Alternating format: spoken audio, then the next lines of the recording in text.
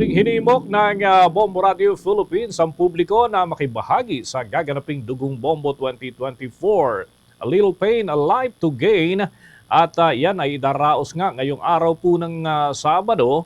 At ito ay sa pagtutulungan ng Bombo Radio Philippines Foundation Incorporated at Philippine Red Cross. At mga kabombo, kaugnay nga niyan ay may mga paghikayat din ang ilan pang mga opisyal, kagaya na lamang ni Philippine Red Cross Chairman and Chief Executive Officer Richard Gordon, kaugnay doon sa mga nagnanais na makibahagi sa makabuluhang aktibidad na ito sapagkat may tuturing umano ito na isang anyo ng bayanihan sa modern times. At yan, isa para ng pagdodonate ng dugo, makakatulong ka kahit na doon sa mga taong hindi mo naman nakikilala. Kaugnay niyan, narito pa ang pag-anyaya ni Philippine Red Cross Chairman and Chief Executive Officer Richard Gordon.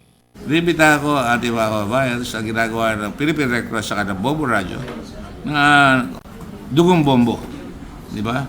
Na palagi kami nangangalap ng dugo at sa tulong ng Bombo Radio, buong araw, lahat ng tao pumupunta doon sa mga ating mga blood collection units para magbigay ng dugo.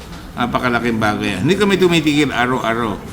Pero ito ay pampalakas ito pagka mayroong ganyang okasyon na radio station as big and as national as Bombo helps us lumalakas ang loob dapat ng tao sa magkakaroon ng dugo anytime, all the time. Bahagi yan ang panyaya ni dating Senador at Philippine Red Cross Chairman and Chief Executive Officer Richard Gordon. Isasagawa nga mga kabombo, mga ka-Star Nation, ang sabay-sabay na blood letting program dyan sa iba't ibang mga lugar na may Bombo Radio at Star FM.